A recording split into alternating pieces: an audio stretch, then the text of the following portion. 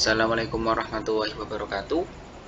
Pada kesempatan kali ini, saya akan melanjutkan penjelasan mengenai SOMAT City dalam mendukung presisi diagnosis, tentunya dalam menyikapi transformasi digital di bidang kesehatan. Ya, dalam SOMAT City terdapat 19 top level konsepnya, yaitu yang pertama yaitu body structure, yang kedua yaitu clinical finding, yang ketiga environment or geographical location, yang keempat ada event, yang kelima ada observable entity, yang keenam ada organism, yang ketujuh ada pharmaceutical, yang ke-8 yaitu ada physical force, yang 9 itu ada physical objects, yang ke-10 ada prosedur, yang nomor 11 ada qualifier value, kemudian ada record artifact, kemudian ada situation with explicit context, selanjutnya ada SOMAT City model component atau metadata, selanjutnya ada social context, ada special concept, specimen, staging, and scales, dan subtense. Dalam level itu kita bagi menjadi dua. Yang pertama ada top level berdasarkan hierarki. Untuk yang selanjutnya ada top level berdasarkan taksonomi SOMAT. Untuk yang top level hierarki itu konsep yang pertama yaitu adalah body structure. Untuk deskripsi sendiri itu merupakan struktur anatomi tubuh normal atau tidak normalnya. Contohnya yaitu untuk mitral valve structure ataupun untuk kasus adenosarkoma. Kemudian untuk clinical finding, untuk deskripsinya sendiri itu observasi klinis, kemudian penilaian keadaan klinis normal dan abnormal, diagnosisnya. Untuk contohnya yaitu kayak asma, headache, normal bed sounds. Ini lebih spesifiknya gejala penyakit. Ya. Kemudian untuk konsep environment or geographical location itu yang berhubungan dengan lingkungan serta negara atau bagian atau wilayah yang menggunakan sistem ini. Contohnya yaitu seperti yang ada di PowerPoint, ada Academic Medical Center yang ada di Denmark. Ya.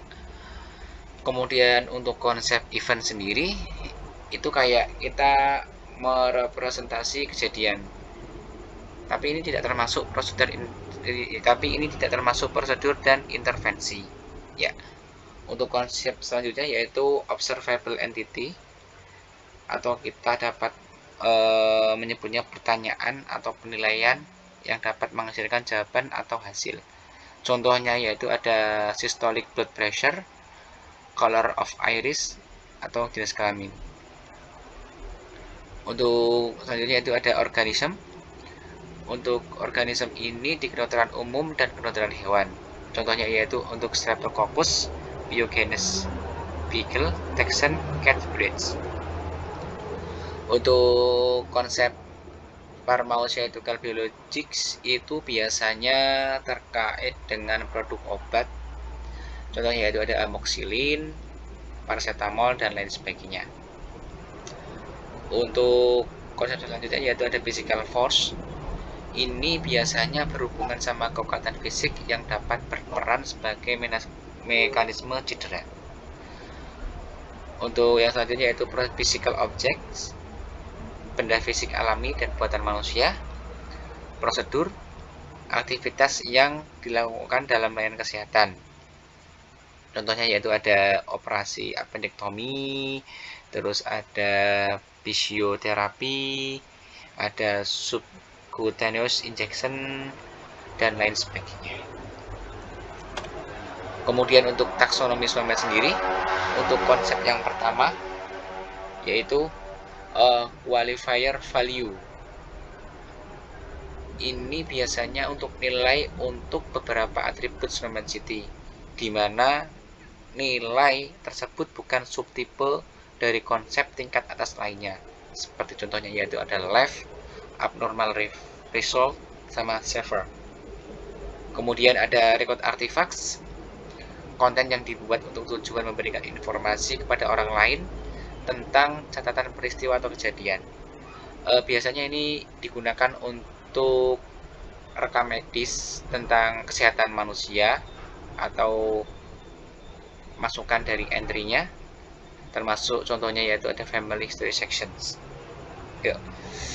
Selanjutnya ada yaitu situation with explicit context, konsep di mana konteks klinis ditentukan sebagai bagian dari definisi konsep itu sendiri, termasuk ada atau tidaknya suatu kondisi. Apakah temuan klinis saat ini, di masa lalu, atau berhubungan dengan orang lain selain sejenisnya. Contohnya yaitu ada endoscopy arranges, kemudian ada past history of myocardial infarction, family history of glaucoma. Kemudian ada Snowman City model komponen atau metadata teknis Snowman City.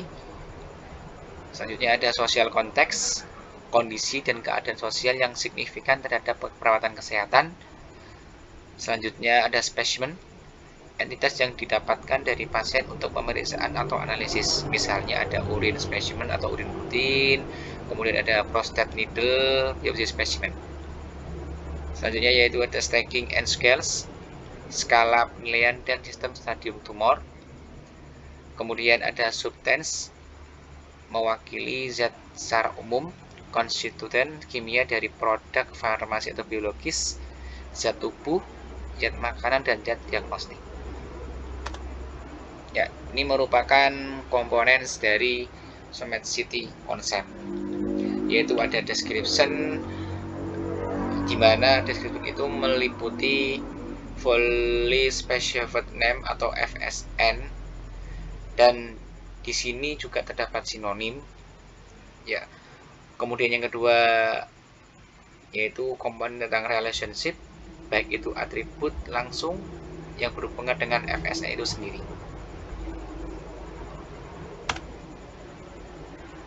Ini contohnya, misalkan konsep ID-nya di Smart City yaitu dengan nilai sebagai berikut. Di bagian deskripsinya, misalkan contohnya myocardial infarction itu sebagai fully specified name. Kemudian untuk kayak myocardial infarction, infarction of heart, cardiac, heart attack, dan itu termasuk ke dalam sinonimnya.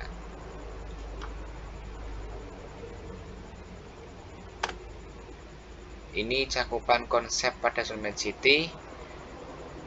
Dari grafik ataupun diagram tersebut dapat disimpulkan bahwa Smart City itu penggunaannya yang paling banyak di bagian clinical finding itu biasanya untuk kode diagnosa penyakit dan sebagainya.